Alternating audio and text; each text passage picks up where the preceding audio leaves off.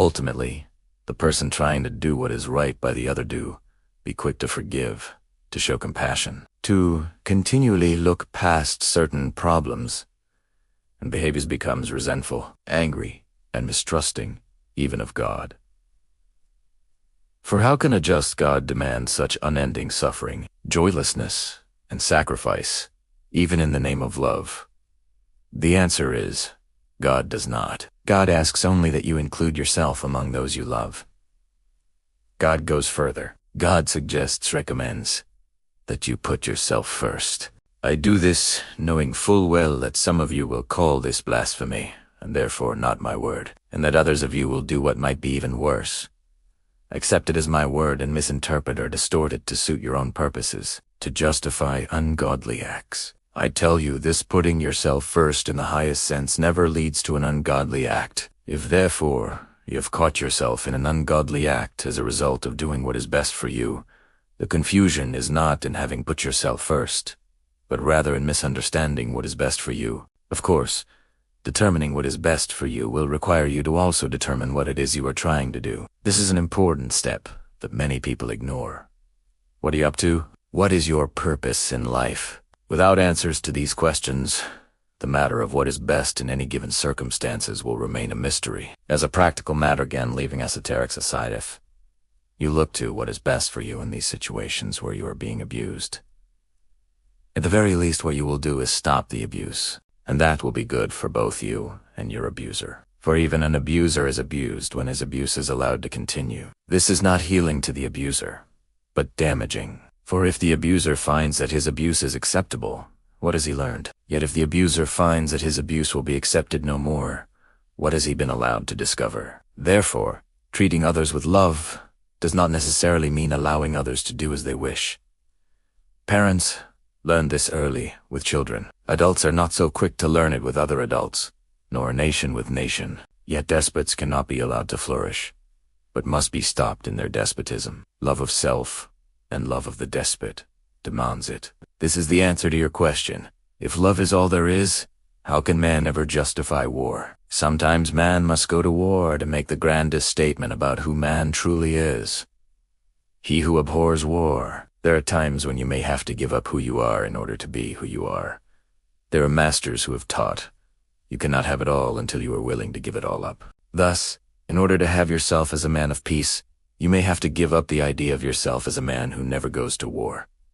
History has called upon men for such decisions. The same is true in the most individual and the most personal relationships. Life may more than once call upon you to prove who you are, by demonstrating an aspect of who you are not.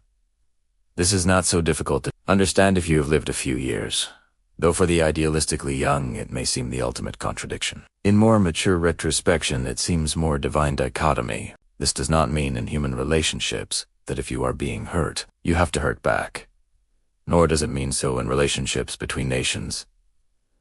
It simply means that to allow another to continually inflict damage may not be the most loving thing to do for yourself or the other. This should put to rest some pacifist theories, that highest love requires no forceful response to what you consider evil. The discussion here turns esoteric once more, because no serious exploration of this statement can ignore the word evil and the value judgments it invites. In truth, there is nothing evil, only objective phenomena and experience. Yet your very purpose in life requires you to select from the growing collection of endless phenomena a scattered few which you call evil, for, unless you do, you cannot call yourself, nor anything else, good, and thus cannot know or create yourself. By that which you call evil, do you define yourself? By that which you call good. The biggest evil would therefore be to declare nothing evil at all. You exist in this life in the world of the relative, where one thing can exist only insofar as it relates to another. This is at one and the same time both the function and the purpose of relationship, to provide a field of experience within which you find yourself. Define yourself, and if you choose, constantly recreate who you are.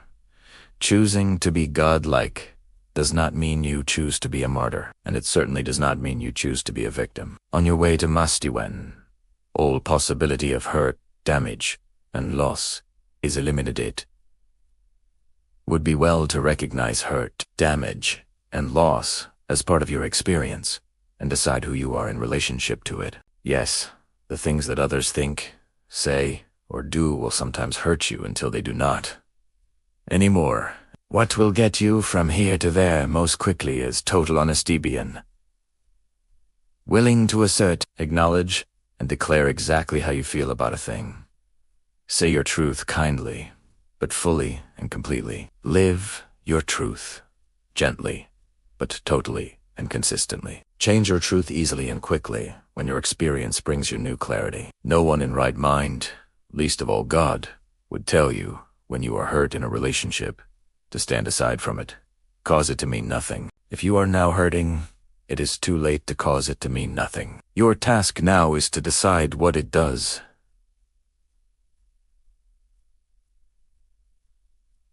Demonstrate that, for in so doing, you choose and become who you seek to be. So I don't have to be the long-suffering wife, or the belittled husband, or the victim of my relationships in order to render them holy, or to make me pleasing in the eyes of God.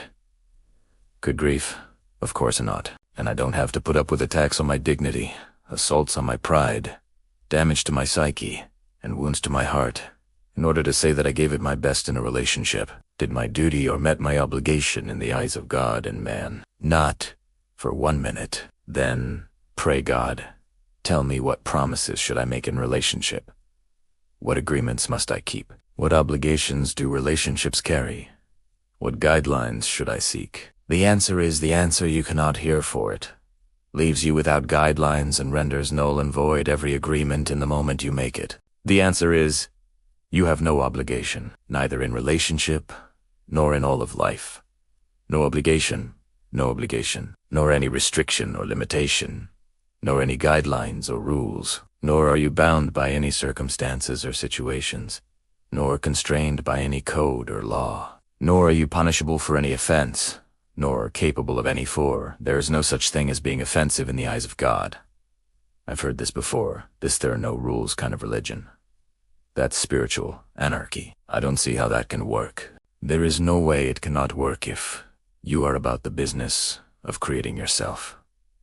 If, on the other hand, you imagine yourself to be about the task of trying to be what someone else wants you to be, the absence of rules or guidelines might indeed make things difficult. Yet the thinking mind begs to ask, if God has a way she wants me to be, why didn't she simply create me that way to begin with? Why all this struggle for me to overcome who I am in order for me to become what God wants me to be? This the probing mind demands to know, and rightly so, for it is a proper inquiry. The religionists would have you believe that I created you as less than who I am, so that you could have the chance to become as who I am. Working against all odds and, I might add, against every natural tendency I am supposed to have given you. Among these so-called natural tendencies is the tendency to sin. You are taught that you were born in sin, that you will die in sin, and that to sin is your nature. One of your religions even teaches you that you can do nothing about this. Your own actions are irrelevant and meaningless. It is arrogant to think that by some action of yours you can get to heaven. There is only one way to heaven, salvation, and that is through no undertaking of your own, but through the grace granted you by God through acceptance of His Son as your intermediary. Once this is done, you are saved. Until it is done, nothing that you do, not the life you live, not the choices you make, not anything you undertake of your own will in an effort to improve yourself or render you worthy has any effect, bears any influence. You are incapable of rendering yourself worthy, because you are inherently unworthy. You were created that way. Why? God only knows.